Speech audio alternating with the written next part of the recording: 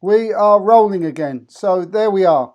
You can hear me. I presume everyone can hear me. I can hear you now, Mike. Super. Thank God. What happened? What did you press? I just unplugged my headphones and put it back in. So let's send a little message back out to say that we are now live and we are now running correctly. If you can do that on your gosh. Facebook page, I'll do that on mine. And oh, Mike. Oh, my gosh, Mike. Disaster, eh? My gosh. They do like messing with us because we were just talking off air. Yeah. And that is the thing that was really bugging me. Yeah. You know? Yeah. All I did was I took these out to go and check on my daughter. Oh, my God, I really don't want to watch that last one. Okay. Okay. We are now back on air right now. Yeah. Okay. There you go, Medium Mike Cavalli. There you go. Oh, my goodness, Mike. I tell you, I'm not techie at all, and this just proves it. You know? Yeah. Yeah. Well, we're back. And hello, everybody. I can hear Mike now. You know, we do get these gremlins from time to time, and I don't know. Look, sometimes it's just a technical issue, but you know, we do experience more than normal problems for our little show. But there you are. Yeah. Look, we're back. Let's just get straight into it by saying we got some great stuff today. We got Caterina. Oh, we really do. Doing yes. her news from out there in New York, and we got some very naughty poltergeists misbehaving in a bar. Maybe they've had a few too many drinks, and the fascinating story of this abduction. And we'll see what you all think of this. I've put in another time slip. Story, a really quite heart-rendering one, actually. See what you all think. Then we got the divine intervention of Heather Scaggs and David Essels. His story is our story, so you won't see this video with our video footage anywhere else. We're the first to do this, so more people are coming through. I've got some backlog now of people that want to do some stuff, but we still really do want to hear your stories. And then absolutely, we've got the work of Paula O'Brien, and finally the thoughts of Sheldon Cooper on clairvoyance. You know, Mike, I really do hope that we get time to actually play what he said, because I've actually got comments here which are really relevant to people in the paranormal field. So how about we get into the news? We'll find the time. So let's get into the news and wait for the people to come back. They'll soon pick us up. So let's go to let's go, as they say, stateside over to New York and listen to Caterina.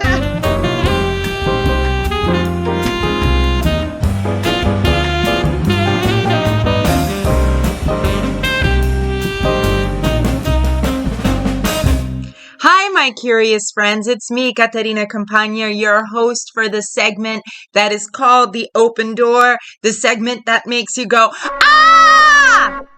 Brr, or simply, why? I can't believe no one else is talking about this.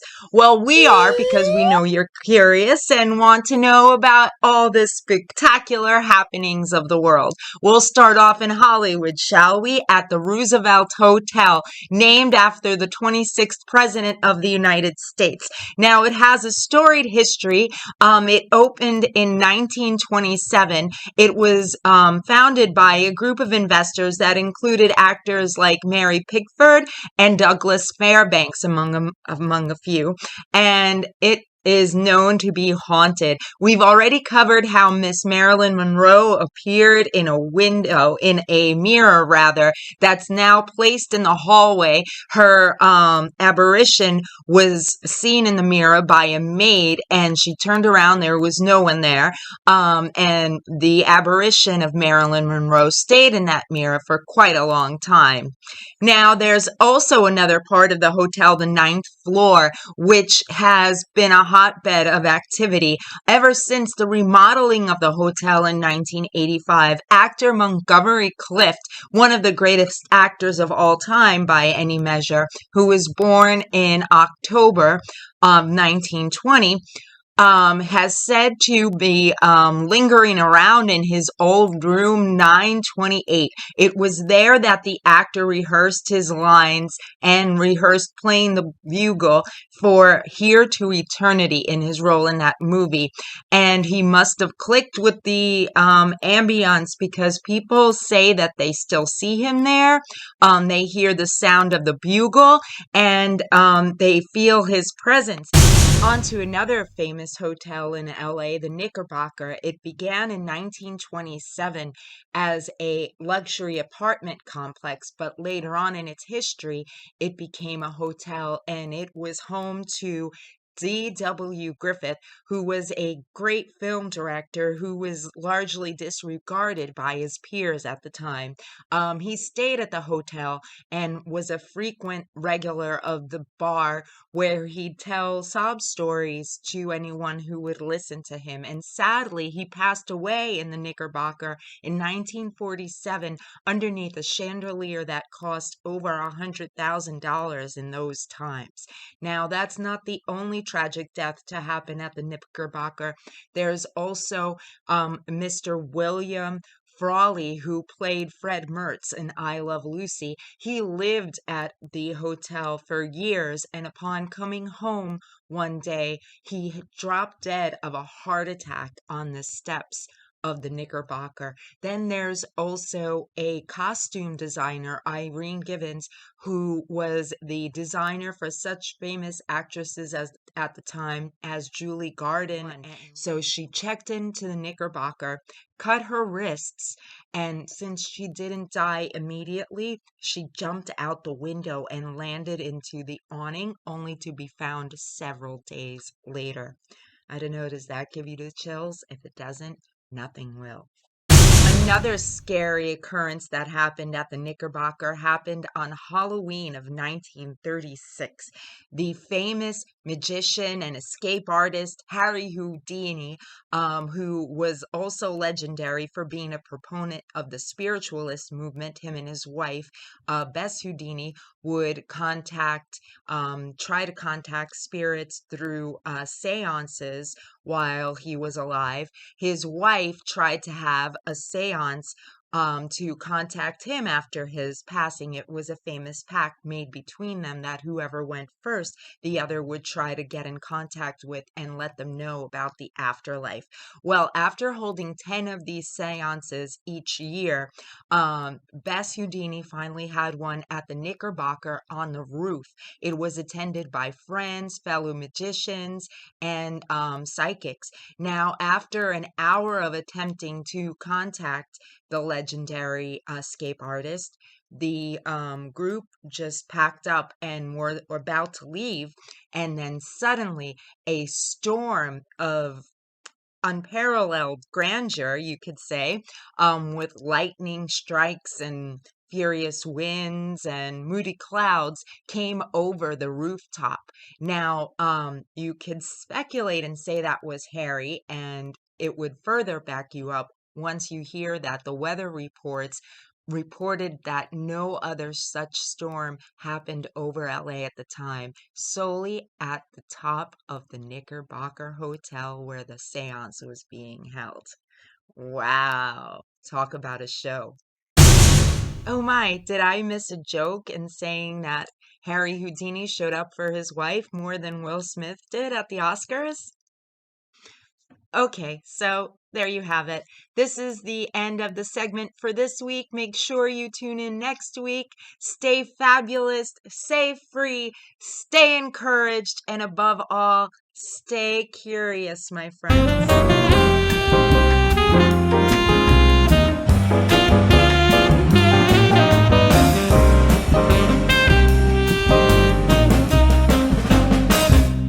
Yeah, that that last story there. You know, the lady who jumped off of who cut her wrists and fell into the canopy there. Awning. You know, it Oh my reminds me of the gosh. story. Some poor soul who wanted to commit suicide jumped off the Empire State Building, and the wind blew them back onto one of the floors on the outside. And so, for her troubles or his troubles, not only did this person fail in a suicide attempt, but got arrested for it as well. You know, it's like a double sort of darling.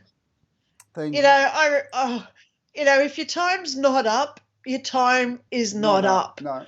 You know, I worked in forensics for a few years. Damn, I heard some weird stories about how people tried, but they failed, so they tried something else. So, because I don't want to trigger anyone, obviously. No. You know, but it is funny when you really look at it from like the perspective of what that person would have been. Their dedication. Let's just go there. Their dedication. Yeah. Okay? Yeah. But, oh, my gosh, you know, and I love that we talk about hotels because a lot of people ask me, you know, how haunted are hotels? And I actually reply with one line, and it says this is the line. Hotels have Bibles on the bedside table for a reason. Yeah. That's why St. John started putting Bibles, or whoever it was, Gideon's Bibles were in all the hotels in America because so many people go there. You know, they've broken up with their girlfriend. They need, you know, they're sleeping in the doghouse. You know, they lost their job, so they can't pay their rent. So they've gone to the hotel type thing. So hotels are not just for holiday makers, guys. You know, there is a lot of despair as well as long-term residents who do decide to live there. You know, you'd be surprised how many people live on cruise boats. You know, you can actually buy a cabin on a cruise boat and just cruise around wherever that boat goes. You know, I when I was back cruising back in the day, you know, I met heaps of people, and then, you know, I just talked to old people at the bar or whoever, and they'd say, oh yes, you know, it's nice to be going to Hawaii this time. And you say, well, how many cruises have you been on? Oh, every one, because I live on the boat, you know. Wow. So it is interesting, you know, we lose the perspective, Mike, of just what we would do, you know. And that's where we've got to look at the perspective of everybody, you know. Hotels are not just for holiday makers. There are a lot of people who go there for other reasons, you know, even if it's a business layover, you know. So hotels, unfortunately, because of that rap, they do get a lot of energies that stay there. Well, anyone that stays in a hotel regularly, and I don't mean once a week or whatever, but is familiar with hotels will know that the first few nights they stay there, their sleep patterns are irregular and their dreams are not of their regular nature. You have all that energy in there. It's all mixed up. And so we have to be careful, like everything else. I know somebody I helped with. It's actually when she stays in a hotel and she's alone and not with her husband or boyfriend, she has a dark visitation. But it only happens when she's alone. Now, when she's alone at home, it doesn't happen.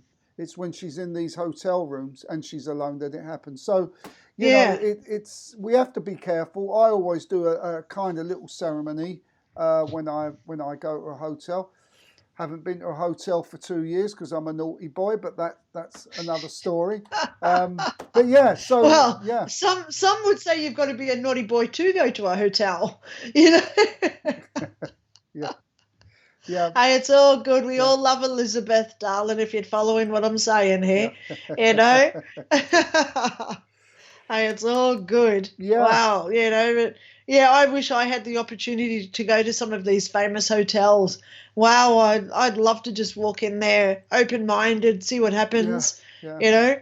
Well, it is a shame that we can't show anymore some of the celebrity A-list actors that stayed in hotels or even their houses and had these experiences, these ghostly experiences, because they, like you've said many a time, Linda, these people are not doing this for notoriety. They can lose their whole career if they're not careful, and they openly express what they saw in the hotels or in their houses that time. So it's just a shame we can't do that now. Yeah. Otherwise we get thrown it will off come again. for us, Mike. We'll get the avenue to do this. It's all good. Someone's giving us heaps of loves. Yeah. And Stacey actually says we have some great ones in Jefferson, San Antonio County, Texas. Wow. So, Stacey, thank you for coming from America to watch us. Yeah. Beautiful. Yeah. I'm just catching up on some comments here now because obviously Mike couldn't hear me originally. Well, I say that again. I couldn't hear you guys and Mike. So, wow. We're back on deck now anyway. Yeah. So, Caterina, I can't tell you how grateful I am for the work that she puts in every week too, Mike. Well, those doing are a her great job finding all these promotional. stories. They're her promotional flyers that I posted. I asked if she would be kind enough. And that's to do awesome. That. Yeah. I love it. Yeah. I love it when I saw that. Yes. Yeah. It gives people an idea of what we talk about, etc. So yay. Yeah. Yay. The world is evolving. Yeah. Everything always changes, and it's when we don't change is when energy goes stagnant. So it is good to change things around. That's why they say, change around your furniture in your house, because the energy does go stagnant and it just sits there. But when you change everything around, it all charges up again, and it starts that vibration again. So I'm really happy that we've changed the and promo. Of course, be careful what second-hand furniture you buy. And if you do buy second-hand furniture, please cleanse it. That's the best advice that I can offer you all. That's right. I love my antiques, and as soon as I walk in there, so I've always got to put my guards up and my protection before I go in. But I always ask what wants to come home with me. Yeah. And I always talk, because I have this gift of being able to talk to furniture and stuff. So, and I just say that blah, blah, blah, because it's so not natural to me. Yeah. But if I detect any sort of energy that's negative on an item, I avoid it like the plague. Yeah. Seriously, because I've come across a lot of things like that. Yeah. Well, back in the day when I was allowed in museums, I was always getting told off because I'd be touching a wall or touching a little bit of furniture, because psychometry, I want to pick up the energy. Absolutely. But my psychometry seems to have moved on from that now. I'm not so good at psychometry as what I used to be. It served its purpose. And I guess if it's needed, it will be there. But I think they don't want me to put energy into psychometry anymore as merely, perhaps they just want me to enjoy the museum when I go there. Could be, Mike. I like going back to movies, and as much as it is a gruesome movie with the gruesome deaths, etc., the movie Lucy with Scarlett Johansson, I think it's her in it. Yeah. That movie where she, for those who haven't watched Lucy, she gets drugs put into her. She's a importer.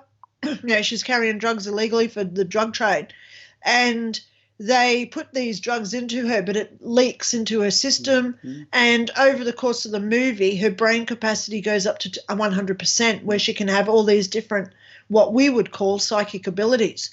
So when she, as her brain is getting stronger in this heightened awareness of a consciousness, she has to bypass some, she doesn't have those abilities anymore, so I like referring it back to the movies like Lucy, where, like you just said, you used to be able to do this, but now you can't, because now you've got this other one that's like the step up in your evolvement, because we all evolve at different levels. Some people would do what you do now and then get psychometry. So it's not always you do this in order, right? No, there's no I'm just order. explaining that to people. So we all understand it. Because I used to have gifts, but, they've all gone by the wayside because now I see spirit guides.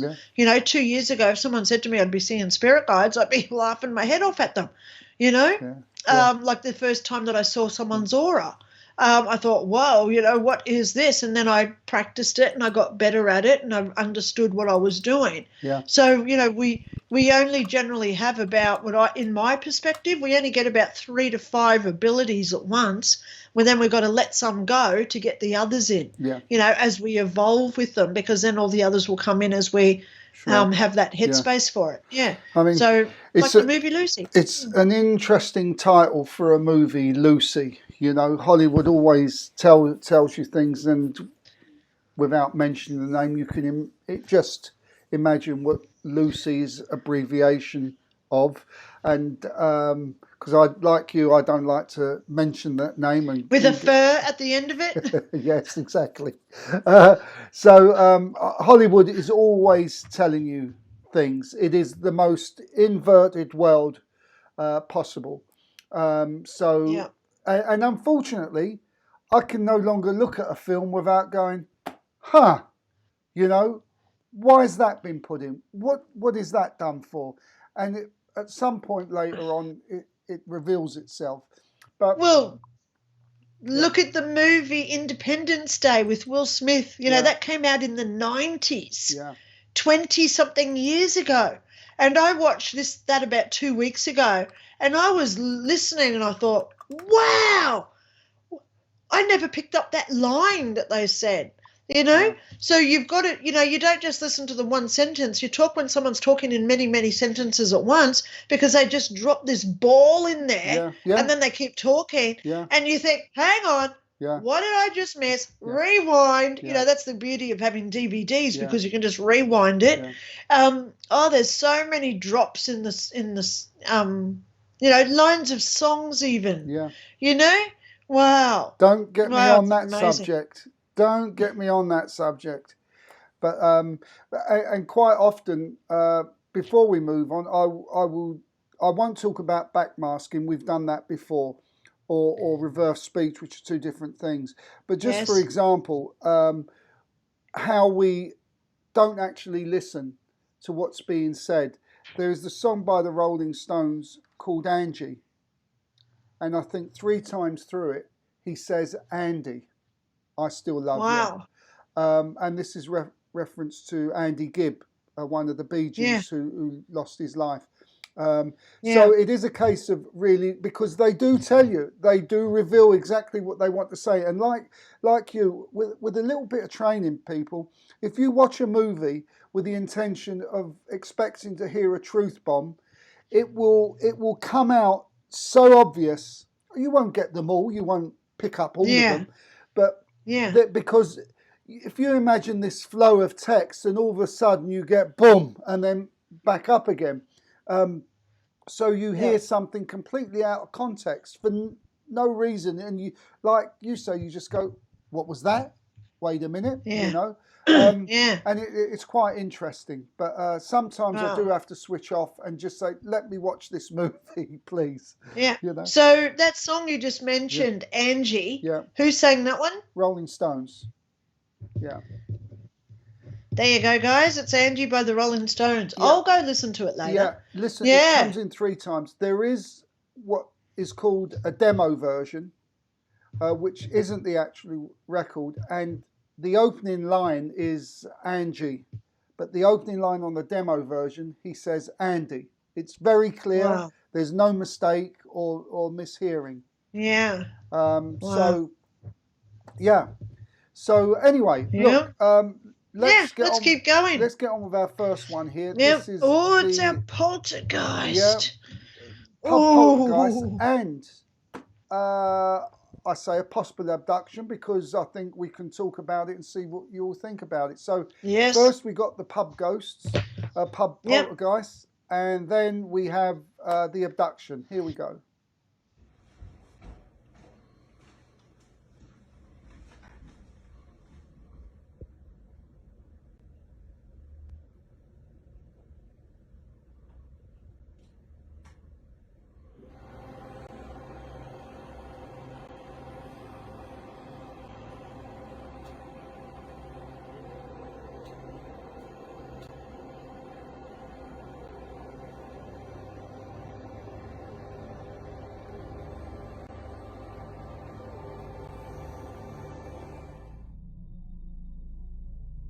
On the night this footage was captured, the woman recalls a buzzing feeling happening in her head before being taken to a room filled with the small beings once again.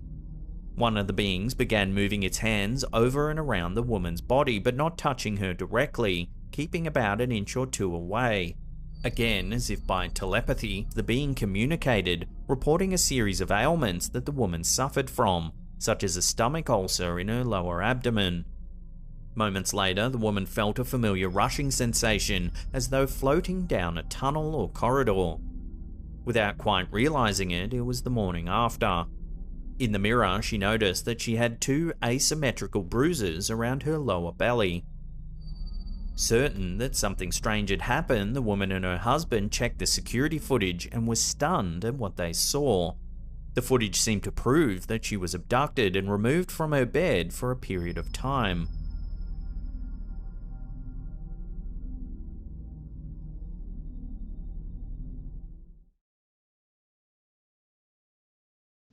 What do you think, Linda?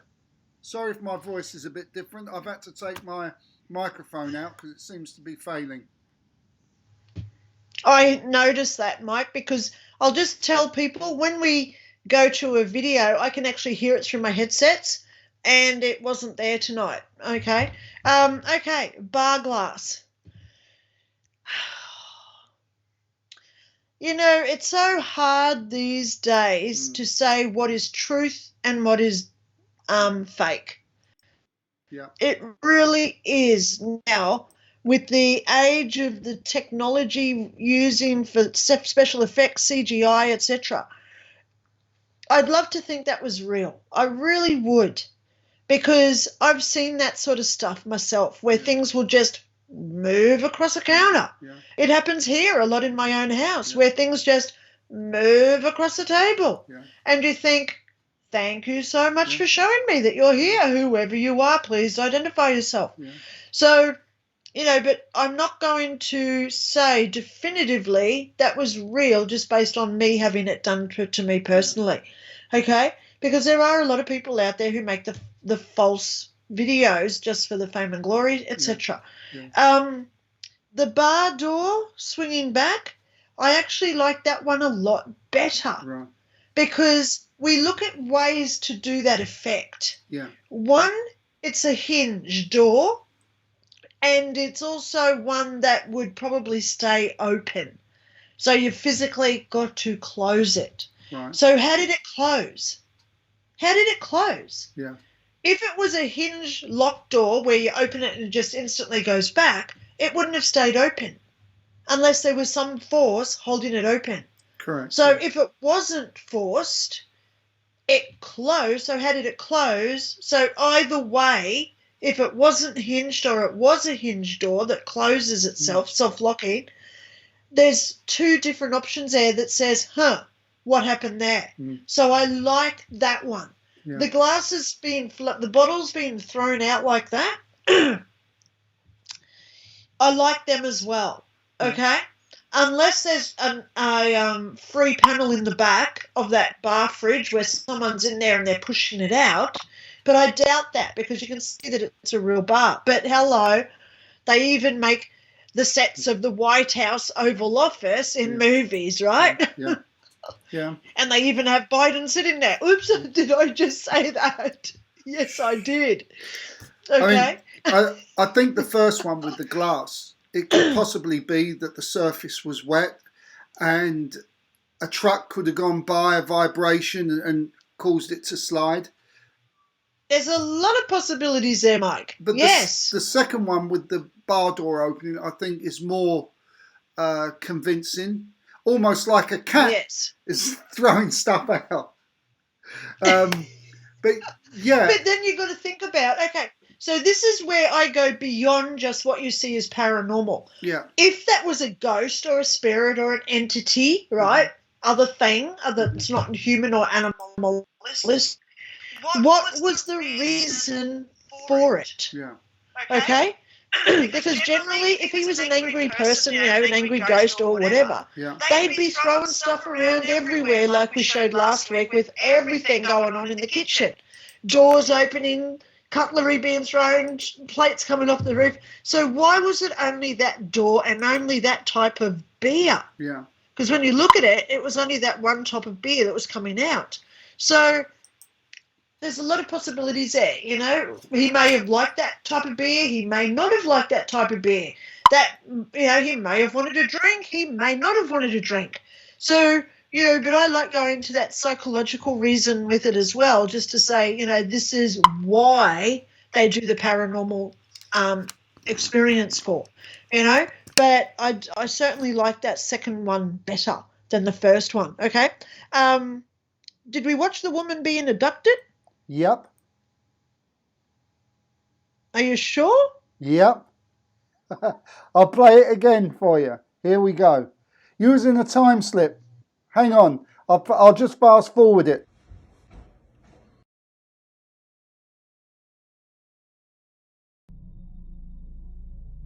On the night this footage was captured, the woman recalls a buzzing feeling happening in her head before being taken to a room filled with the small beings once again. One of the beings began moving its hands over and around the woman's body, but not touching her directly, keeping about an inch or two away. Again, as if by telepathy, the being communicated, reporting a series of ailments that the woman suffered from, such as a stomach ulcer in her lower abdomen. Moments later, the woman felt a familiar rushing sensation, as though floating down a tunnel or corridor. Without quite realizing it, it was the morning after. In the mirror, she noticed that she had 2 asymmetrical bruises around her lower belly. Certain that something strange had happened, the woman and her husband checked the security footage and were stunned at what they saw. The footage seemed to prove that she was abducted and removed from her bed for a period of time.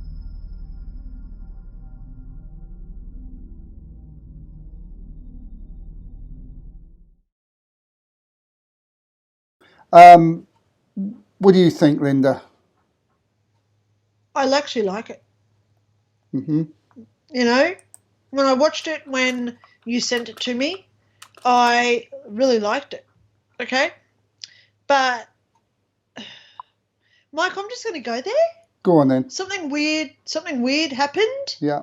Because I have my phone here. So, guys, I'll just let you know everything, right? What's going on. I watch our show here on my phone, and there's a 10-second lag, okay? So I watched that. I couldn't hear the video, so I was watching the screen to see where we were at. Mm.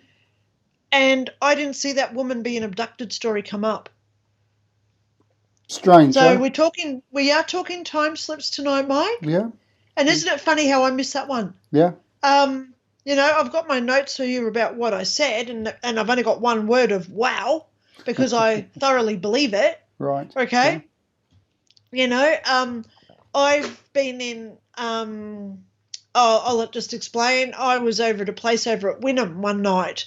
There was about 20 of us there. They had heaps of video cameras and monitors and cameras set up all over this place. It started off as a hospital in World War II. Then it turned into an aged care facility. And now it's a haunted location for people to go and investigate over at Wynnum in Queensland. So I was there with about 20 people, and I decided to go down into a bedroom and sleep on in one of their bedrooms, and this cupboard door opened and this ball rolled out. I just looked at, the cupboard door just went, and then this ball comes out. It didn't freak me out because, hello, I've seen a lot of ghost or paranormal stuff over the years. But if anyone else had seen that, they would have been absolutely, peaking with fear. Yeah. So I loved how you saw that sheet come off that person, because you can tell it's not a string. You look for ways of how, some people put like poles under the sheets and then they put the pole up so the sheet comes over it like that. Yeah. You can see it wasn't that effect either. No. So tell me what you thought of that one, Mike. Well, she seemed to dematerialise, didn't she? That's right. Right, so that... Where did she go? That, sort of concerns me a little bit, because if you can dematerialise, then you run the risk of not materialising correctly, no matter what technology there is. And we saw something similar in reports, not the film, but from real reports of the Philadelphia experiment. And I was just going to say the Philadelphia experiment. That's what I've got here. You look at what happened with those poor souls on that boat where they dematerialize. They do appear, they come back, like Mr. Scott beaming me down. Yeah. From They Star got an Trek. arm over here, a leg over there, their head's over here. Oh my gosh! And some parts are 100 years behind the other parts. Yeah, I mean, so you don't always just come back to the same time. It is a bit disconcerting. This materialization stuff. If I was going to be abducted, I'd feel much happier being lifted out of my bed and out through the window, or you can change the frequency so that you can pass through a wall, but that's not dematerialization. That's just frequency changes. So look, it's quite possible down at Skinwalker Ranch.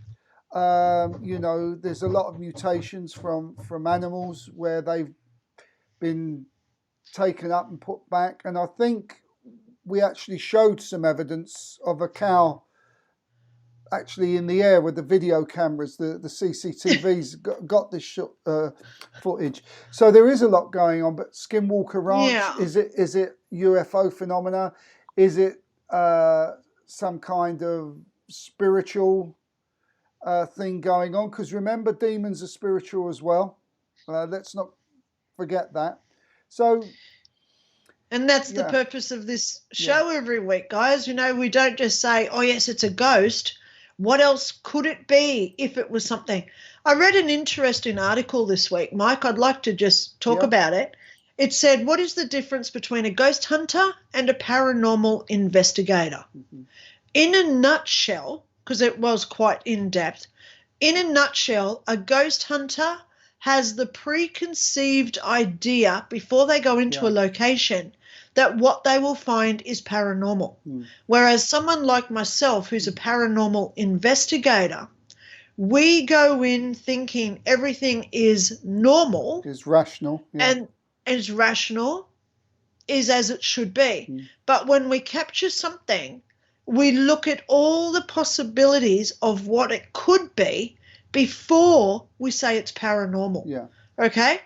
So that's what I am. I call myself a paranormal investigator, where I just don't say instantly, oh, my God, there's a flicker of a light. That must be a ghost. Yeah. I think about all the options. Is the electricity up to standard? Yeah. Is the light bulb about to blow?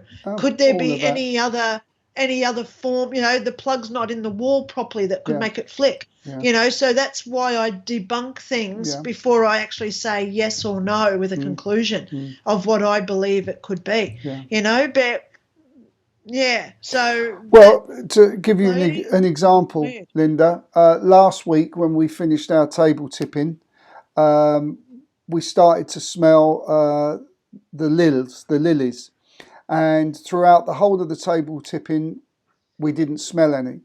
Well, there were lilies in there. And so you could say, okay, it's just coincidence that you now smell it because you're not focused on what you was doing. Yeah. But yesterday, we didn't have any lils. And at the end of the table tipping session, we could smell them so strongly. And this is her way of closing down now. So the point I'm saying is, I don't see myself as a paranormal investigator, but the thought of, okay, I know I smelt this and I feel it was a paranormal, but hang on, we did have those flowers in the room. So whilst personally I believe it was paranormal because the smell come at a particular point, yesterday kind of confirmed that we didn't have the flowers there, and there it was again. So that's right. So you debunk it. You get rid of any sort of things that could be making it possible. Yeah. Wow. Awesome. Good. Awesome. Okay. Yeah. Should we? So now that we've just had a time slip for the night where I didn't see that video when you first showed it, where did I go for that 30 seconds? I don't think it's broadcastable, Linda. So let's go over and hear this. I hope it was good for everybody else. Anyway. A wonderful anyway, story. Let's go and have a look at This is a a real-time heartwarming story. And if Yeah. anybody has ever watched the documentary Calling Earth, it's all about direct communication through voice box, computers, cameras, and so on. You will know that what you're about to see and read is entirely possible. I'll give you my thoughts on this after in more detail, but let's just have a look at this.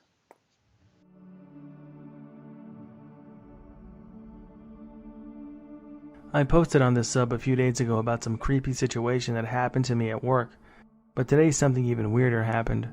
So just a little bit of a background on this story. My father was diagnosed with Alzheimer's disease 6 years ago, and as of 2 months ago he's now living in a care home. I moved to a university about 3 years ago, but I went back to care for him on the weekends when I didn't have lectures. Today I was studying in the library at the university with one of my friends from class.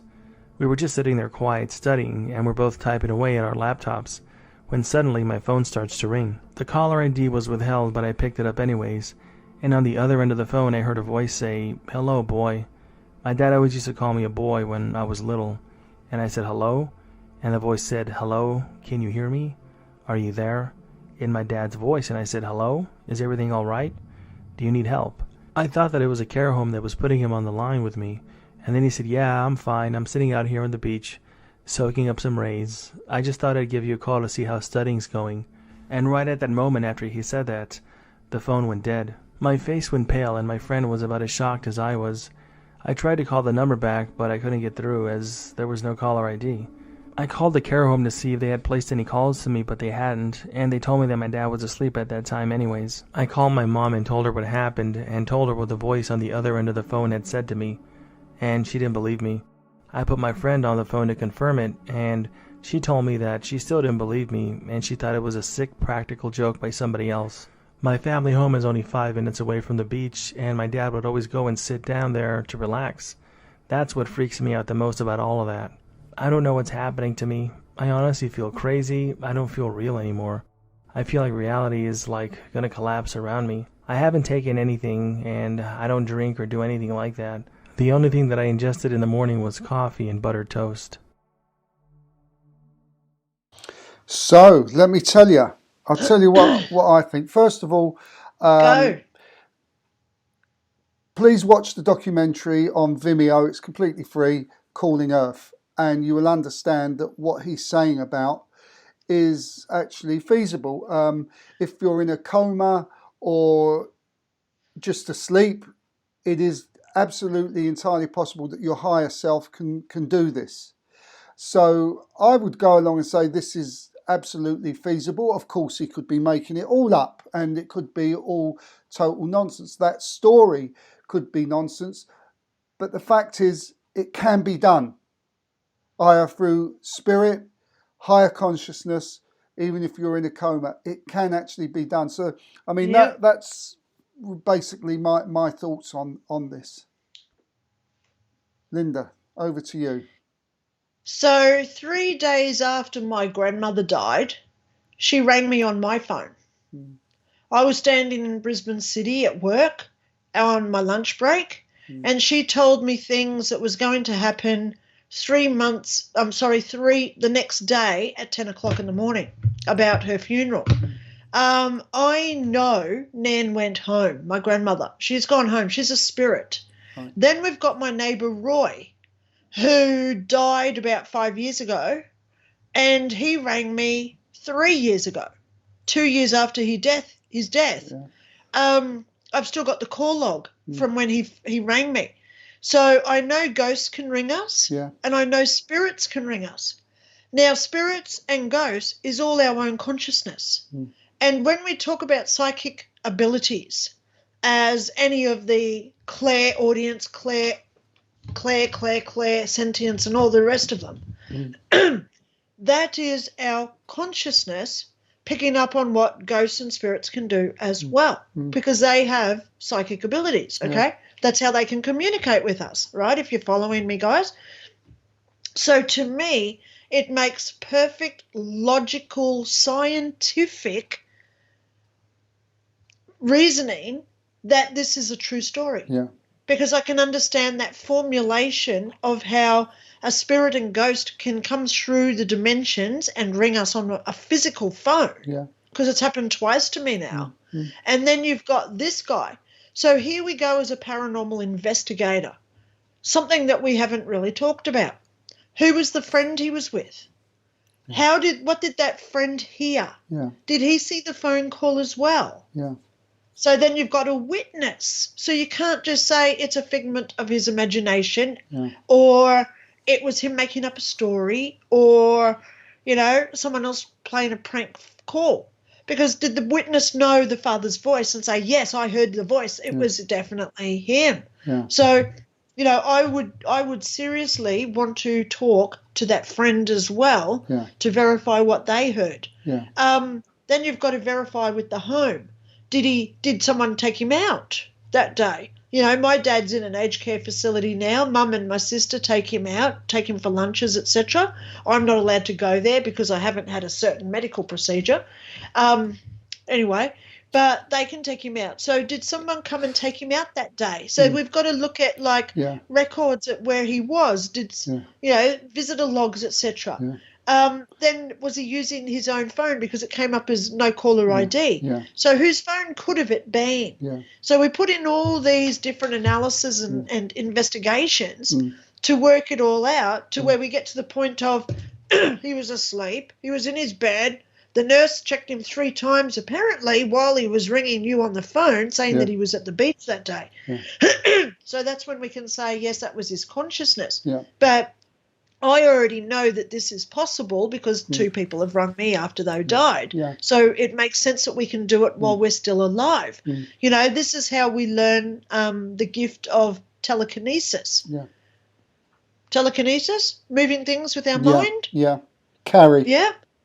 Yeah, carry, exactly. Yeah. Can we do that gift? Yeah. You look at Sam Wheat out of the movie Ghost, played by Patrick Swayze. The ghost taught him how to move the can on the subway. So why can't we do it too? We're exactly the same as Sam Wheat, but we still have our body. So that's why we can practice moving things with our brain or our mind or our consciousness or our awareness or our higher self, whatever you want to call it. You look at certain person in my group, he's actually done videos. Dr. Linda Kramer Paranormal on Facebook. He has actually put things inside bottles and then he's made them move inside a bottle. Yeah. So now we have a controlled experiment that shows that humans can do the same things as ghosts can. Yeah. So this, I thoroughly believe it, Mike. Yeah. Sorry. Thoroughly believe it. If you, if anyone is interested, I think it's $7. Brilliant viewing. Superhuman. I think the tagline is making the impossible possible, and you will see people doing telekinesis, making an object move. You'll see levitations in there because I've seen it. It was on Netflix here. You'll see children reading blindfolded. That's becoming more and more popular now. But I'll tell you what do you think, Linda? Carrie, Sissy Spacek original version or the new version? What's best? This is where I am with remakes. It takes away from the original. Yeah. Yes, they throw in more special effects and more famous actors and more music to make it more culturally appeasing. But you can't take away from the original. No. They do it with so many movies where they remake them and you think, wow, I just like the original so much. Why did you have to do it? Yeah. Yeah. Carrie is still very relevant today, even the young John Travolta in there. Yes, John Travolta was in Carrie. Go find him. Yeah. So he was one of the nasty boys that put all the blood all over it at the prom. Yeah. So, you can't take away from the original. I don't really want to watch the new one because they'll probably put more of a fear factor in there. And the world doesn't need fear at this point, Mike. No. Why fear ourselves out over a paranormal movie when we've got so much other fear in this world that they're trying to put us in a sense way? Yeah. So that's where I just say, sorry, but I liked Stephen King's original, and I'll stick with that one at this point, you know? Perfect. Yeah. And people, let us know what you think. If you've seen both of them, what do you think? The original, Sissy Spacek, or the new version? I tend to agree with you. If you think that I should watch it, let me know why you think email me, contact me on here. So I just say, hey, Linda, yes or no. But let me know why, because, I like the original. Yeah. She was gorgeous, Yeah. That scene with the mother with all the crosses. It's classic Hitchcock. Yeah.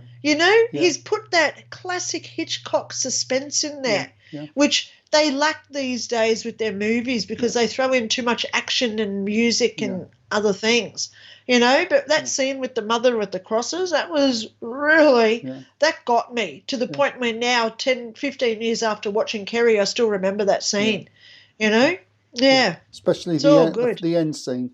But that's another thing. What's up next here? I can't remember now. Heather Scaggs. We're going to now, Dan? Yeah, let's go. Heather Scaggs. Divine Intervention. Again, entirely feasible. I think it's a beautiful story. Let's go over and listen, and please give your comments after. As a young girl, Heather Scaggs adored her grandfather, Herbert Scaggs. Herbert was a deeply religious man and taught his granddaughter the values she lives by to this day. He taught us to be honest, never to lie. X plus Y equals Z. If anybody needed a helping hand, lend him a hand. And he taught us to be caring, very caring. Understand? Kinda. Thanks, Grandpa. Next to my dad, he's one of the best guys I've ever known, just because he was always there. Sadly, Herbert passed away when Heather was just 14. 5 years later, while working in a factory, an amazing series of events would bring a miracle and her grandfather back into her life. I was working midnight shift at a plastic factory, and I worked from 11 to 7, got off 7:30, headed home. I think I was just exhausted, and I had my windows all the way down and everything. I knew I was tired before I left, and I was just trying to make it home, and I must have dozed off. Moments later, the car went out of control, flipping end to end and hitting 2 trees before finally coming to rest next to the road. Almost immediately, it caught on fire, with Heather trapped inside the mangled vehicle. I couldn't move. I was pinned, completely pinned. And my leg was caught. I couldn't even move my right leg. Oh, I felt scared to death. I just felt like there was nothing anybody could do. I wasn't going to get out. I was going to die trapped in this piece of metal. The exciting conclusion, half a mile away, Don Augusta was getting an unusually early start on his day. And there was also something unusual about his water truck that morning. As a rule, I never keep the truck loaded with water. And I had my truck loaded that time with water overnight. Well, I got in the truck and I started to leave. I looked to the west and nothing. Then I looked to the east and I noticed smoke was blowing across the highway, just smoke going across. And I said, that's odd. And something told me, go down there, go down there. By now, the car was engulfed in flames. A passing motorist stopped, but there was little he could do. And then, suddenly, the wind shifted and blew the smoke and flames away from where Heather was trapped. It was at that moment that Don arrived. I looked to the right, down in the ditch was a bunch of twisted metal and some guy trying to throw dirt on a flaming car. He said, my God, he said, there's a woman in there. Don quickly jumped out of the truck, attached a 20-foot section of hose to the water supply, and began spraying the car. It was then that Heather experienced a strange vision. I had opened my eyes for a split second, and I had just seen this hazy glimpse of what I could have swore was my grandfather. Just like I remembered him before he even got sick. He was just smiling, and then it just went away. Don continued to douse the flames, but it wasn't going to be an easy job. I knew if I shot the hose into the windshield with that much pressure, like 75 or 100 pounds pressure, I'd have blew the glass right in her face. So I had no choice. So I had to jump onto the car and shoot the 250 gallons of water who had to blow the fire away from her. I wasn't scared at the time I did it. I kept thinking I could see that poor young lady frying. Could you imagine? Here's a girl in a car that's alive and about to burn to death. Don had come to the rescue just in time and was able to extinguish the fire long before the rescue crews arrived. Just don't move now. Those parts over. They had to call in the jaws of life. They had to cut me out. She never had a scratch. She never drew any blood. She never broke a bone. And most of all, she never burned to death. When the wind was blowing the fire away from her. It was like a miracle. It just doesn't happen. I looked back at my car, and I figured there was no way I should have walked away. And then I just started thinking there must have been some reason why I didn't die. The way that car was mangled, I'm not exaggerating, your pictures will tell you, even a dog couldn't live through it. Heather was rushed to a local hospital. And they wanted to keep me overnight and keep a monitor on me. And after that, they let me go the very next morning. All I got out of it, I bit my tongue, and I had a lump on my leg from where my leg was caught. That was it. Hello? Then I got a phone call from the hospital. It was Heather. I just wanted to thank you for saving my life. I didn't get a chance to say anything to you yesterday.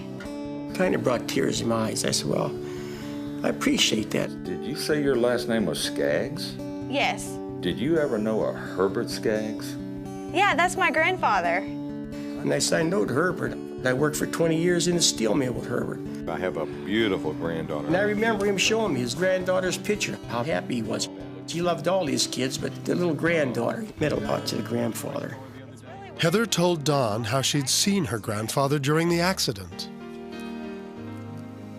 Didn't he pass away about 5 years ago? She said, I know that. But that's who I seen. You was there, and my grandfather was there. I found it astonishing that he knew my grandfather, me seeing my grandfather's face. I felt that he sent Don a sign to have his water truck filled that day and to be there when my car happened to catch in flames, to be there to put it out. If Don hadn't came, I think I would have been trapped in there, burning alive. And to me, that would have been the worst death for anybody to have to experience. I guess, as we spoke about earlier, I'm not sure if it was on air or off air, if it's not your time, it's not your time. And Definitely not. A lot of synchronicity there. A lot of synchronicity. Yeah. Oh, there's a lot. But the one that I love the most is how did he know to have the water the night before? Yeah, that's the interesting. You know? Yeah. I mean, there must have been so much energy going in his direction to get him to fill your tank, because this appears to be a man that, you know, he's got his way, he's got his approach, it works like this, and that's the way I always do it. Yeah. And yet to have this sudden change is quite incredible, really. So yeah, a beautiful story. It's not when you remember how spirits and even angels work, because up there's no time. No. You know, when my grandmother rang me, I know she went to heaven because when I've seen her over the years, she's always that pop in like a medium sees a spirit. Yeah. You know, she's not a ghost walking around my house. No. So how did she know when she rang me what was going to happen at 10 o'clock the next day? Yeah. So same thing with this lovely girl. You know, thank you so much to her for sharing her story. And also getting the other guy in there as well, you know, that they want to hold their hands and tell their story together. But we've got to look here. Her dad was a spirit, because if he'd been a ghost, he's now stuck in our time and not their time of the universe. Yeah. So he's gone to heaven where he could intervene, knowing that there's no time, So he did organise his mate to get the water the day before. You know, it's amazing the synchronicities that they can do. You know, and they say, you know, when we go to heaven, we can be like the angels, because we are like the angels. You know, coming through with these sort of messages, avoiding future events like accidents, etc. You know, obviously he wasn't going to stop her having the accident, so there was a reason there for her to have the accident. And I think it was either, I actually don't know if it was her or the mate from work, but one of them needed that connection back to the grandfather. You know, they had to have that proof of something out there, you know, whether it was her or the guy from work or someone else that watches their story. You know, but there was a reason why she had that car accident, because everything does happen for a reason. You know, if he's got the ability to put the water in the tank, why didn't he stop the accident? But he couldn't stop the accident because he knew from heaven that accident must have occurred. That had to happen. Yeah. That's right. And we'll never know what the life lesson was for her. And you know, that's what I mentioned in my video a few days ago, that it's got now a lot of people triggered, Mike. You know, we can never justify why something occurs. You know, even bad things that happen in our lives or in history. You know, I was talking the other day about Auschwitz with the Germans. We can never judge or accuse or blame or even have an expectation of why things happen. Because when we look back in hindsight, we don't have all the details, and we don't know who got what lesson out of that story. You know, I'm only assuming here that there's two people involved with the dead grandfather. But what about this guy? Did he have a wife? Did he just lose his wife and he needed that confirmation that there is a heaven? You know, this young girl, did she need to have that car accident to give her that faith that something else exists? You know, or could have it been the reporter doing their story that needed to hear it? But somebody somewhere needed to learn a lesson from that. And that's what I tried to teach in that video I did the other day, Mike. You know, when bad things happen, remember, everything does happen for a reason. Because somewhere, someone in that mix of it is learning a lesson from it. And it's beautiful. It really is beautiful. Of course, the thing is as well, that in order for all that synchronicity to happen, she had to have that job in that location. So also, you know, watching some of these near-death experiences and these debates that go on, and they made a very good point, which was if that weren't to happen there, if she didn't fall asleep and didn't tip the car over, etc., there are other circumstances, if you like, parked, ready for her to have this experience and this synchronicity. So absolutely, it could well have been that she went home fully charged and made it home straight away, but she had to have a life lesson somewhere, which she chose to experience, by the way. And it's not our question to ask what it is. And so there are other parked events ready in case this one didn't take place, but it did take place. So that's exactly right, Mike. You know, beautiful story. Loved it.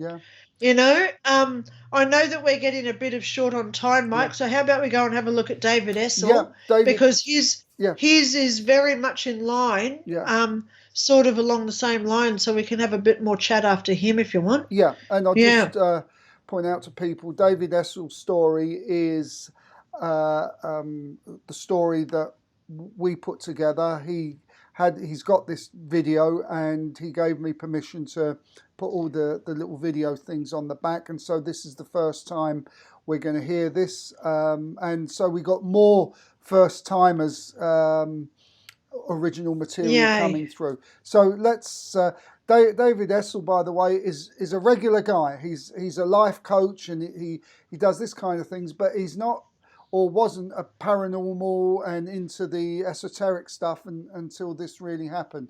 So let's see what he has to say. If you've had a mom or a dad has passed away and you had a good relationship with them, would you ever want to be visited? Would you ever want a visitation?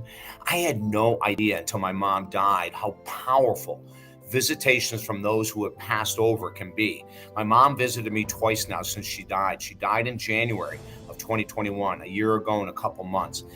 She was, oh man, the love of my life, and really was an incredible human being. Someone who stuck by me through my addictions, through my challenges, through everything that I went through in life. She never left my side. She was always supporting me. And I loved her more than anything. Of course, I didn't realize how incredible she was until I got out of the house, because I had a very tough childhood on my own. I was just a very difficult child. So after I got out of my house, I created this incredible relationship with my mom. And then she died, as I said, about a year ago, a little bit more than a year ago. And her first visitation, I already did a YouTube on video. So right here on my channel, go and watch it. It's an incredible visitation. And now I want to tell you about the second time it happened. So my dad was very ill. My dad just passed 8 weeks ago, and it was probably about, I don't know, maybe 5 or 6 months after my mom passed. And I was really worrying about my dad. I was in touch with my brother and sister in upstate New York, and I live in Florida. I was in touch with them on a daily basis, and Dad was in and out of the hospital, and he was really suffering a lot of pain, a lot of confusion, and we didn't know how long he would make it. And I was getting more and more anxious on a daily basis. Not that I could do anything. I couldn't even go and sit with him and hold his hand, which created more anxiety. So one night I'm laying in bed, and I wasn't asleep. As a matter of fact, I couldn't sleep. I'm just staring at the ceiling. And all of a sudden I realized the same thing happened in the first visitation of my mom. And that is, I could see and feel the bed, right, that I'm laying on, but I could also see the bookshelves in a hallway and all this other stuff in front of me. And so I was feeling the bed and making sure that I was really here, that I was really present. I wasn't dreaming, or I wasn't in some kind of altered reality. And I could feel the bed. And at the same time, I could see myself walking down this hallway, bookshelves, this long, long hallway. And then I came to this stop, and there was this screen that went up. And for the second time, my mom had visited me. And I'm looking at her, and one of the things she used to say to me all the time is, "Oh, David." I would talk to her, and I would tell her something exciting that would happen, and she'd go, "Oh, David, that is so beautiful." Or I would talk to her and tell her something I'm worried about, and she'd say, "Oh, David." She was incredibly gentle. She was a Mother Teresa without a doubt. And so I'm seeing her there, and I'm feeling the bed, and I'm looking at my mom. I go, "Mom, is that you?" And she says, "Oh, David, yes, it is." And I said, "I can't believe I'm seeing you for the second time." And she said, "Yes, you are, honey. I'm never away from you." And I said, "Mom, what's going on? Like, can we talk?" And she said, "I only have a minute, but I want to share this with you. Your father is going to be fine. I know you're worried. You're worried every day about him, but he's going to be fine, honey. A period of time from now, he'll be joining me, but I just want you to rest in this peace. David, your father is going to be fine." And I looked, and I remember having tears and saying, "Mom, I can't believe we're talking. I can't believe you're sharing." And she said, "It's important. Now, honey, listen, I must go, but I want you to know I'm with you always. I will see you again." And then the screen came back down.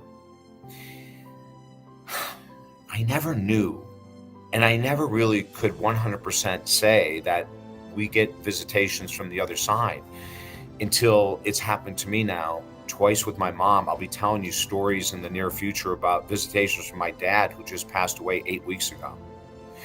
But they're real. And I can't tell you I have a formula of how to make it happen. All I can tell is, number one, is it's a good idea to believe it might be possible. Number two is that one of the things that I've done that has opened this gateway for my mom and my dad to visit is that I write to them every night in a journal. I tell them I love them, and I tell them how my day was. I've created gardens for them. I talk to them. I ask them to be the still small voice in my head. Every day when I wake up, I do a couple hours of meditation, spiritual work, and I will call to them. And I'll say, "Mom and Dad, I want you to be that still small voice. When I'm not sure what to do, I want you to be there guiding me. I want God and all my archangels and everyone else to be the still small voice too. But I want you, Mom and Dad, to be with me daily." And they are. And I feel their presence. I hope that if you believe in this, that you might consider doing the same thing, calling out to them, calling upon them to visit. It doesn't guarantee that they will. But I'll tell you, the visitations from my mother have been so incredibly beautiful and powerful. And the one I shared with you right now had an instantaneous effect on my stress levels with my dad. Now, my dad ended up living probably another 6 months, and he went through a lot of hell in those 6 months. And it's not that I was happy about that at all. I suffered a little bit with him. And then at the end, it was very difficult. But the amount of anxiety that I had about my father was probably cut by 90% after my mother's visit. Comment below, please. Let me know your thoughts. Have you been visited by a family member? Do you believe in it? And if you don't, that's fine. If you were visited, share what happened. What was your experience like? Join our channel here. I want you to join this channel because we're going to continue to do stories like this. I've had so many experiences in life that I want to share, and hopefully it'll lift some people up. And if you didn't have a good relationship with your mom and dad, I understand that you may not want their visitations, and that's fine. Okay, but comment below, join our YouTube channel here. And then if I can help you at all the information is below the video. TalkDavid.com is the website. I look forward to talking to you again, sending you all kinds of love and hope during these challenging times. I'm David Essel. It's interesting because, as I said, this is a normal guy, and then you have this paranormal experience, and then your whole world changes. Of course. Having a little look around him, he's not, from what I see, got any books to sell on NDEs. He's got his own books. As you can see, he is a professional speaker, and he's got books on life coaching and healing and stuff like this. But, he really wants to, like all people that have NDEs, actually, they want to express their experience that they've had. Yes. And so that was his, And what I find most inspiring, if you want to go there with inspiring or inspiration as a word, he only lost his dad 6 weeks ago, and he lost his mother 6 months before that. So in the past 8 months, he's lost both parents. But look at how calm, collected, peaceful he now is. So, he's the epitome of spirituality. If there's somebody that I'd love to meet, I'd love to meet that guy. He's the sort of guy that I'd just like to shake his hand and say, stuff the handshake, give me a hug. Because he's certainly got his act together since what is going on, and he's worked it out. He's analysed what's going on. I just want to go there with what Catherine Back said. Comment. Okay. She said, that's what I thought. I wondered what would be seen into the future. Are they predictions? So when we're talking about how did that guy know to put the water into the fuel tank the day before, right, from the previous. This one where David said that they said, I've got to go now. I've only got a minute, but your dad's going to be okay for now. So how did she know he was going to be okay? Because it's not a prediction, guys, because where she is now in heaven, there is no time. There's no past and there's no present and there's no future. Everything is concurrent now. In the now. So they know in the now. So they know what happened 2 days ago, and they know what will happen in 2 days. So there's no prediction there, Catherine, if you're still watching, okay? It's all now in the present, and that's that knowing that psychics now have in this world, as like me, I got that knowing as a psychic, where I know people will have a child. I say to people, I can see you're going to have a child in 2 years, because I'm in a place in that psychicness of where they are, in that intuition where I know it because I already have seen it occur, because there's no premonition of past, present, and future. Okay, so that I hope that explains it. Okay? And just something that's adjunct to this, as it were. When we do the table tipping, it's so important that people ask the exact question that they need the answer to. As an example, people, for example, a husband, a wife, or a son, or whatever, is having an operation. And, you know, it's a serious operation, that they're in a life-threatening condition. And they ask, will he be okay? And the answer will always be yes. Yes. Because yes, he'll survive and live on the earth plane, or yes, he'll survive and live in the spirit world. So you must be exact with the question, will he survive the earth plane after this operation? That's the question. And this is how spirit work also. Yes. So it's a little bit of junk from giving prediction, but it's kind of the same sentiment, because they won't answer anything other than the question that's been asked. Yeah. I've got to go there, Mike. I am in that same boat. Yeah. I ask her all the time, am I going to be okay? Yeah. And she says, yes, you are going to be okay. Yeah. And I look back at her and I say, well, this is you playing a game with me. Yeah. Because A, if I live, I'm still okay. But 2, if I die, my soul is still going to be okay. Yeah. So either way, even if I live or die, I'm still okay. Yeah. So we've got to be very specific when we're talking to spirit or our higher self, etc. Yeah. Be very specific, okay? Yeah. You know, so I actually say now, is the Linda body going to be okay? Yeah. Because you've got to remember, this is just a host body that I've got because my soul is inhabiting it. When this Linda body dies, my soul is still going to live on as it has, like when I died in 2001. It is a lot. It's a lot to get our head around, okay? Yeah. Just to give you all something to laugh at, when I've asked Jo, at first I thought she was being flippant, but actually she's quite deadly serious with her humour. And that is when I'd ask her, have I known you a long time? And she replies, which universe are you referring to? Yes. Okay. So I say, well, this one. Then she says, well, which time are you referring to? That's right. Right, you know, so, and of course... Because she's known you for many lives in this lifetime. Yeah. Yes. Yeah.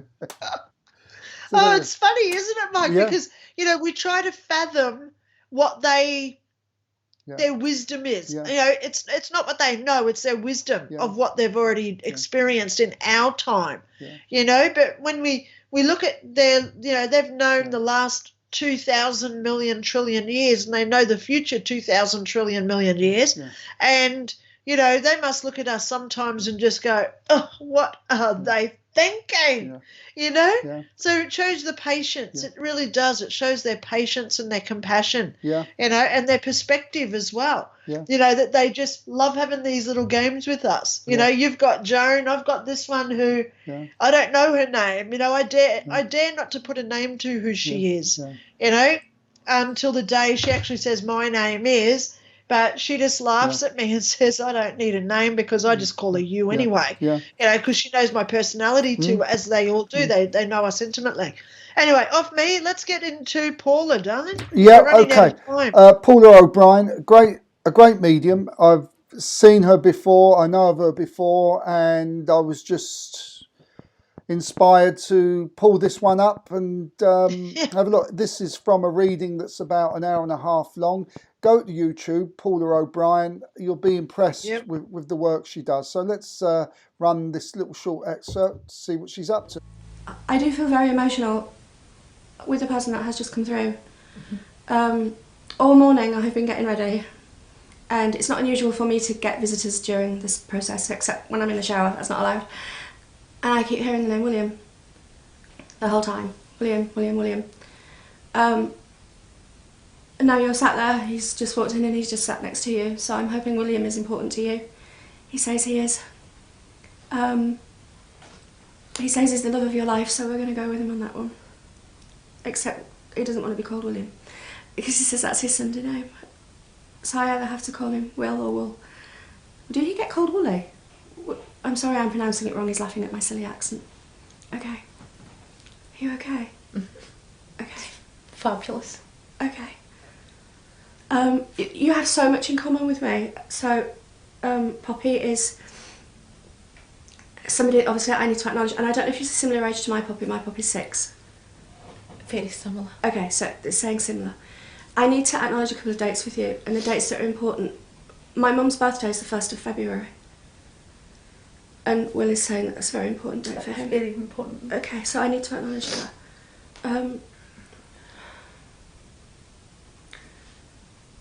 It was such a shock when he passed. Nobody was prepared for it. He keeps saying he's sorry. I hope that makes sense to you. Totally makes sense to me. He's so nervous. I don't know if this is the first time that he's been through to see you, to talk to you. It is. Because he says this is the first, and now all of a sudden, for a man that could speak for Scotland, he's tongue-tied and, like, all stuttering. Who sings? Him. He loves singing. Yep. But there's somebody sings for him here. Somebody's singing for him. And I don't know if somebody sang a song for him and said, this is for you. But I need to acknowledge that he loved that. It was amazing. And she has to keep going with it. It's something that she needs to keep going. She doesn't realise how clever she is. And doesn't realise how super talented she is. But her song for him is something that he will treasure forever. He sings. Kinda. He's laughing at me with his singing. He wasn't in the Navy, was it? No, with a sailor hat. He wasn't in the Navy, but there is a connection there. He wants to. He's a want-to-be Navy man, or wants to. There's something to do with the sailing in the Navy that's important for him. Okay. He keeps showing me himself with a hat on. He thinks he looks very handsome, and he's a very good-looking man. He's super sexy, apparently. I need to mention the tattoos here.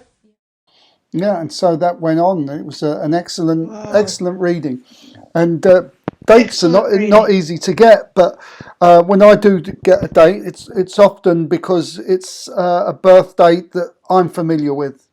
That seems to be the easiest way that it works with me, also. So yeah. Excellent. Wow, darling, it just proves that we do a good job. You know. Yeah. A lot of people like, are we going to have time for Sheldon Cooper? I hope that we do. I think we should just run with it now. So, run with it now, darling. Run with it now. I don't think Sheldon Cooper needs any explanation.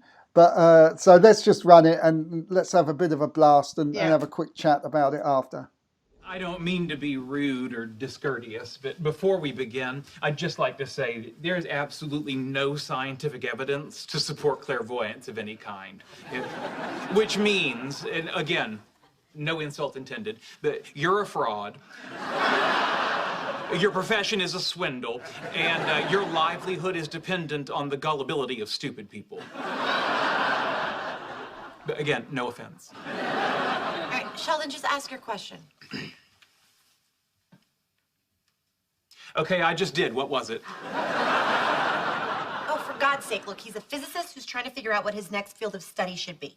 For your information, I was asking her about the next Star Trek movie. Okay, I can answer that one. I'll be bored. All right, why don't we begin?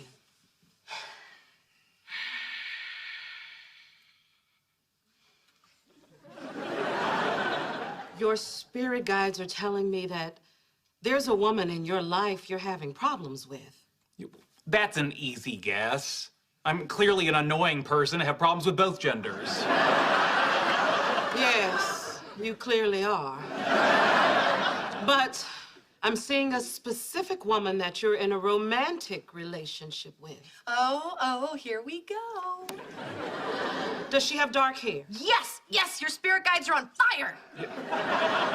The majority of people have dark hair. Even you at one time.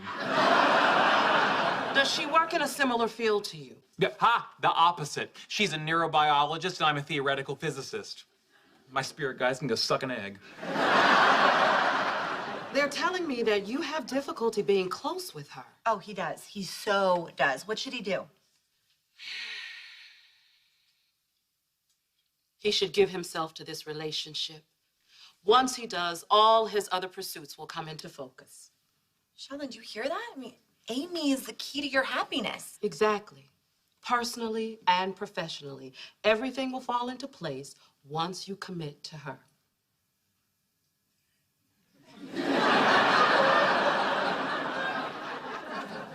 You know what this is? Yeah, and I reserve this word for those rare instances when it's truly deserved. This is malarkey.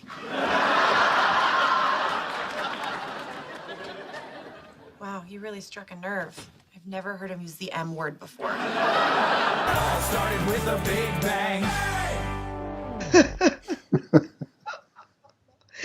Classic. You know, I've watched The Big Bang probably 4 times every episode. Yeah. Okay. Likewise, yeah. I absolutely love it. Yeah, because some of the words that they say, you know, you've got to listen to the science in there. Because, you know, I like studying science, even though I'm not a physicist at all. But one thing that I do want to say about this one, Mike, which, you know, it amplifies with the works like we just saw with Paula, etc. Yeah. People go to these mediums and psychics and they have an expectation of what the answers are going to be. They have an expectation, I want to connect with my grandmother, or I want to know what's happening with my job. But what they don't understand is with this knowing that psychics and mediums have, as you would agree with, we get information that could be so far out left field and they say, why are you telling me about that for? Yeah. I came here wanting to know about this. So anyone who goes to a psychic, you know, if people, you know, come to me, etc., I liked saying, you know, thank you for coming to see me, blah, blah, blah. Please know that it's not up to me today to get the answers that you want because it's about what they want to give you. Right. So please don't have any expectations. You know, so I've actually said that to a few people over the years, just like that. Don't have expectations, because Sheldon was there thinking, oh yeah, what's my next line of field of work? But then she's picking up on all this stuff about Amy. You know, so don't have expectations with psychics, guys. You know, if someone contacts me and says, oh, can you connect with my dead grandmother? I get a little bit of a shiver and say, well, yes, you know, we can try, but it's up to your grandmother whether she wants to come through or not, you know? Yeah. We can't control who comes through. No. In that we're just the respect, communicator. Yeah. We're just the communication device for them to use. Yeah. Well, Wow. super. You know what? We're going to finish on time. Good. Sorry, everyone, for what happened at the beginning. Yeah. Oops. But at least we got to see Sheldon Cooper. Yeah. You know? Yeah, and we never got Even thrown off the air. That's right. Yay! I mean, that's why I put it in do a high last. five on me, Mike. Yeah. You know, we need a high five moment for not getting kicked off again. Well, guys, I hope that you've liked the show again. Yay! Stick around. Yeah. You know, we are looking for content. So contact myself or contact Mike. Yeah. If you do want to do up a little video. Yeah. You know, angel story or a paranormal event like near-death experience. You know, we only like about 5-7 minute videos. Yeah. So, you know, if you do send through something longer, Mike will probably have to edit it down to put it on air because our show only goes for 90 minutes. And as you can see, we usually do about 6 or 7 videos in the night. So we do like having a varied list of things that we talk about, you know, to cover everybody's interests here. So we just don't concentrate one show on ghosts, etc. So, you know, if you do have content that you think, oh, yeah, I've got this story, wonder if I should share it, please contact us.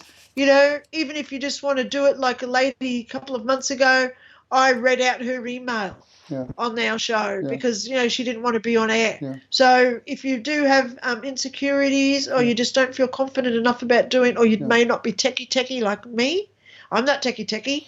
You know, if you don't know how to do it, just contact us and we'll help you, okay? Yeah. Because our stories need to be shared. Our stories do need to be shared. Just plonk yourself in front of the camera, tell your story in an organised manner, you know, say 5 to 7 minutes, and either myself or Caterina will put the videos on in the background and just give it a little bit more ambience and so on and so forth. Or if you don't want to go in front of the camera, if you can type it out in a chronological of order, and then we'll either get Caterina to read it and we'll put some video there as well to enhance it. Yeah. So, I think it's something that we really have decided this is the avenue we're going down. We want our original material, and I think in the long run everyone's gonna benefit from it, because it'll be the first time you've heard the story. So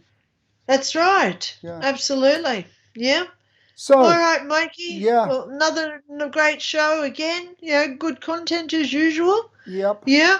Yeah. So guys, please know the world is still in a state of weirdness. Yeah. But energies are raising, vibrations raising. Yeah. People are out there now hugging and kissing and looking after each other again. So try not to keep your energy low. Raise your vibration and simply accept what's going on. It's out of our control, so don't worry about it. Yeah. We all signed up for this ultimately. If I know because I was in heaven. We all did sign up to be here, and we don't need to know the purpose why. Yeah. The very fact that we are here experiencing this makes the why self-explanatory. Yeah. Okay? Because we've all got our own separate parts in this. Okay? So please know that Mike and I love you from Australia. And remember, it all started with the Big Bang. See you all next week. See you guys. Have a Bye. good week. Bye. Bye-bye.